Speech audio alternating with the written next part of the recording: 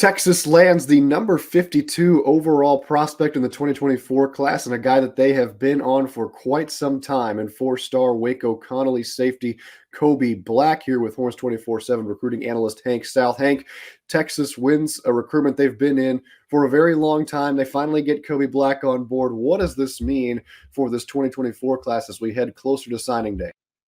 Yeah, it's massive. And I think sometimes in recruitments like this that you're talking about for months upon months upon months, you kind of get almost tired of it's the kind of the same old storylines. When is this guy going to commit? When he's going to announce? But this isn't one that Texas fans should overlook. This is a huge, huge addition, regardless of when it goes down, and adding him on board to this class at this point, right before early signing day, it's a massive, massive get for Steve Sarkisian and the staff, one they've been working on for a long time. Obviously, on Horns 24/7, we've been reporting since the summertime that we believe Texas was in a good spot for him against schools like Texas A&M, Oklahoma State that has his older brother Corey on the roster, and a ton of others. Everyone was in on Kobe Black, but the relationships they created, the family created with this Texas staff, like I mentioned, Terry Joseph. I think we're just paramount in his decision making process, and obviously he has a lot of guys on the roster that play with him at the high school level and that he's familiar with. But in terms of what this means for Texas, it's huge. We're seeing kind of a not a crazy situation at safety, but a situation where we're seeing Texas kind of deal with some portal losses at the safety position. We've seen three guys, most notably Jalen Catalon, enter the transfer portal, and it leaves Texas pretty thin at depth at that position, in a spot that there were already some vulnerabilities this season in terms of allowing some big plays, and that being a spot that opposing offenses have been able to take advantage of. But adding a guy like Kobe Black, who can play safety, he's ranked as a safety, he can play cornerback as well if they need him there. Maybe a guy that's kind of a Jade Barron type, a nickel type, that can contribute there as well. But certainly a guy that comes in, can get in early, learn the system, and potentially provide an immediate impact, need be, in 2024 in Texas's first run in the SEC.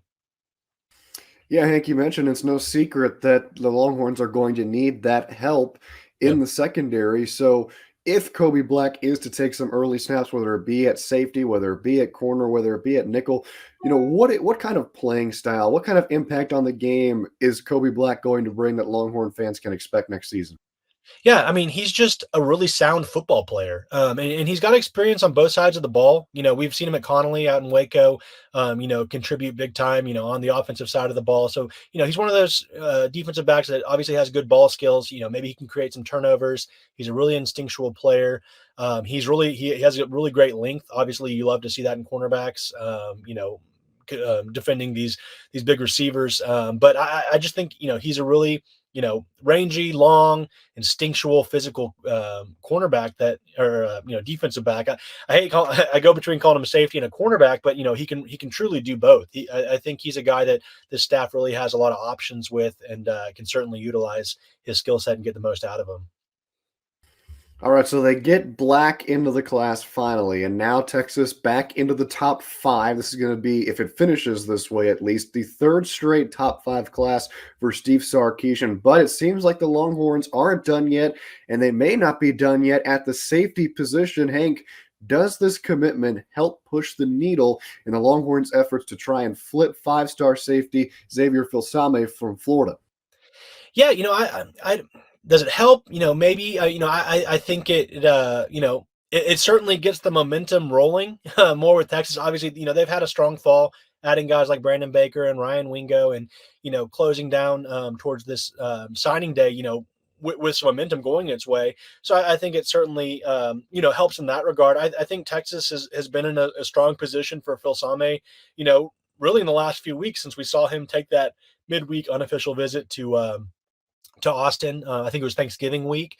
Obviously, we've seen the big news at Florida with Florida parting ways with Corey Raymond, who I think is universally known as one of the elite tier recruiters in the country, and probably the reason a lot of guys have committed to Florida. And I think in large part, Xavier Filsame was committed to Florida. So, I think that kind of pushes the needle there. And then getting him on campus for an official visit this upcoming weekend, that could be kind of one of those closing moments. You never, if you're a recruit or a school with one of your top commitments visiting, a different school the weekend before early signing day. Nobody feels comfortable with that. That usually doesn't end well for the school they're currently committed to. So I think it certainly helps. I think Texas has been doing a great job there. Obviously, Blake Gideon, Steve Sarkeesian, they've been in home with him.